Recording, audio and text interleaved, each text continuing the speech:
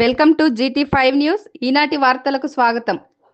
జనగామ జిల్లా స్టేషన్ గన్పూర్ నియోజకవర్గంలో విద్యారంగ అభివృద్ధికి ప్రభుత్వం పెద్ద ఎత్తున చర్యలు తీసుకుంది. యంగ్ ఇండియా ఇంటిగ్రేటెడ్ రెసిడెన్షియల్ స్కూళ్ల నిర్మాణానికి రాష్ట్రం దేశానికి రోల్ మోడల్గా నిలుస్తోంది. ఒక్కో స్కూలుకు 200 కోట్లు, 4 గురుకులాలు ఒకే కాంప్లెక్స్లో విద్యా విప్లవానికి ఇది కొత్త ముందడుగు. జఫర్గఢ్ కొన్నాయిచలం వద్ద యంగ్ ఇండియా పాఠశాల నిర్మాణం త్వరలో ప్రారంభం కానుండగా విద్యార్థులపై ప్రభుత్వం ప్రతి ఏడాది 1,20,000 ఖర్చు చేస్తోంది. జఫర్గఢ్, నమిలిగొండ, KGBVలు మరియు ఆదర్శ పాఠశాలలకు సీసీ రోడ్డు నిర్మాణ పనులకు ఎంపీ డాక్టర్ కడియం కావ్య గారు, ఎమ్మెల్యే కడియం శ్రీహరి గారితో కలిసి శంకుస్థాపన చేశారు. ఈ సందర్భంగా ఎంపీ కావ్య మాట్లాడుతూ, మహిళల అభివృద్ధే దేశ అభివృద్ధికి పునాది, సదుపాయాలు ఇవ్వడం మా బాధ్యత, ఉన్నత శిఖరాలు అధిరోహించడం మీ బాధ్యత అని విద్యార్థులకు ప్రేరణనిచ్చారు. ఎమ్మెల్యే కడియం శ్రీహరి గారు మాట్లాడుతూ, చదువుకే జీవితాన్ని మార్చే శక్తి ఉంది. విద్య, ఉద్యోగం, ఆర్థిక స్వేచ్ఛ, ఆరోగ్యం ఇవే మహిళా సాధికారతకు మార్గాలు అని పేర్కొన్నారు. తెలంగాణలో 1600 గురుకులాలు, 8 లక్షల విద్యార్థులతో రాష్ట్రం దేశానికి ఆదర్శంగా నిలుస్తోందని అన్నారు.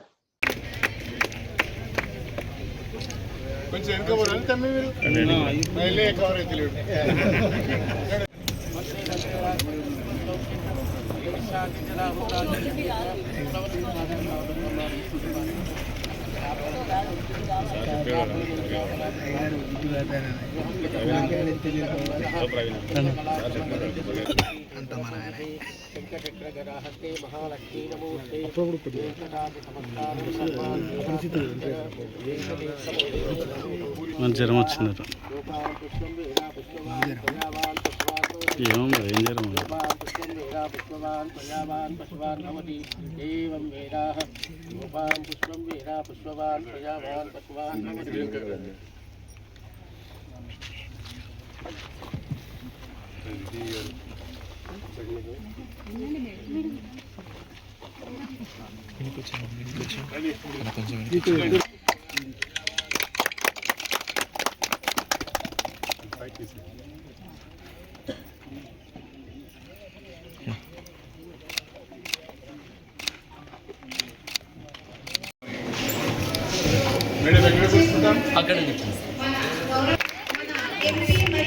ఎమ్మెల్యే గారిచే జ్యోతి ప్రదర్శన కార్యక్రమం నిర్వహించబడుతుంది.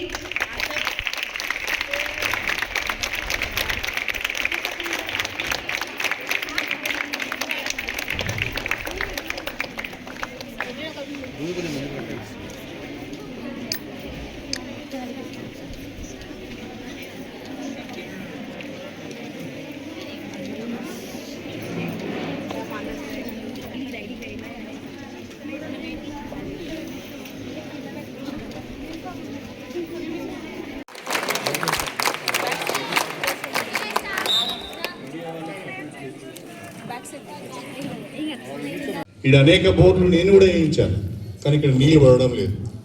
కాబట్టి మీరు ఒక సంపుకు ఆలోచన చేయండి. మిషన్ భగీరథ వాళ్ళతో మాట్లాడి అవసరం అనుకుంటే పైపు క్యారింగ్ కెపాసిటీని పెంచి సంపును కనుక ఏర్పాటు చేసుకుంటే ఆ సంపులో ఉన్న నీళ్ళు 1 రోజు 2 రోజులు ట్యాప్ రాకుండా సరిపోయేటట్టుగా ఉండే విధంగా మీరు సంపును డిజైన్ చేయండి. చెప్పారు మాకు ఇంకా ఒక 5 రూములు ఇన్కంప్లీట్గా ఉన్నాయని. నేను గారు డైరెక్టర్ గారు కొంత విద్య పైన ఆసక్తి ఉన్న వ్యక్తి, ఒక మంచి డైరెక్టర్ వచ్చింది ఇప్పుడు మీకు. ఆయనకు కొంత కమిట్మెంట్ ఉంది ఎడ్యుకేషన్ పైన. కాబట్టి మీరు ఇమ్మీడియట్గా ఆ మోడల్ స్కూల్ ఇన్కంప్లీట్ వర్క్స్ను కూడా మీరు ఎస్టిమేట్ చేయండి. నేను డైరెక్టర్ గారితో మాట్లాడి వారికి కూడా ఫండ్స్ ఇప్పిస్తానని చెప్పి నేను ఈ సందర్భంగా తెలియజేసుకుంటున్నాను. మొన్నటికి మొన్న మనం లింగాలగన్పూర్లో ఇన్కంప్లీట్ బిల్డింగ్కు 140 కోట్ల రూపాయలు మంజూరు తెచ్చుకున్నాం. టీచర్ మాట్లాడితే ఎట్లుంటుంది? సో అన్ని పాయింట్స్ కవర్ చేసినారు మన ఎమ్మెల్యే గారు. సో ఈ ప్రోగ్రామ్కి సీసీ రోడ్స్, ఫౌండేషన్ స్టోన్ వేయడానికి నన్ను ఇక్కడ పిలిచినందుకు మన స్థానిక ఎమ్మెల్యే కడియం శ్రీహరి గారికి, అట్లాగే market committee chairman Lavanya Sirish Reddy గారికి, అట్లాగే ప్యాక్స్ కరుణాకరణ గారికి, మిగతా నమస్కారం. తర్వాత పిల్లలకేమో నా బ్లెస్సింగ్స్. చాలా సంతోషంగా ఉంది.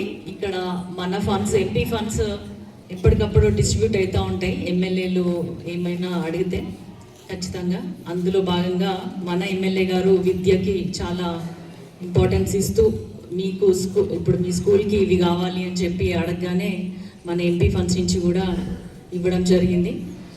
ముందు నుంచి కూడా నేను కేజీబీవీస్ తోటి చాలా అటాచ్ అయినాను. ఎంపీ కాకముందు కూడా ఒక డాక్టర్గా మీలాంటి పిల్లలందరి దగ్గర చాలా కేజీబీవీస్కి నేను వెళ్ళడం జరిగింది. అక్కడ అమ్మాయిలకి మెన్స్ట్రల్ హైజీన్ మీద అవేర్నెస్ క్లాస్ ఇస్తూ నాప్కిన్స్ కూడా డిస్ట్రిబ్యూట్ చేసేది.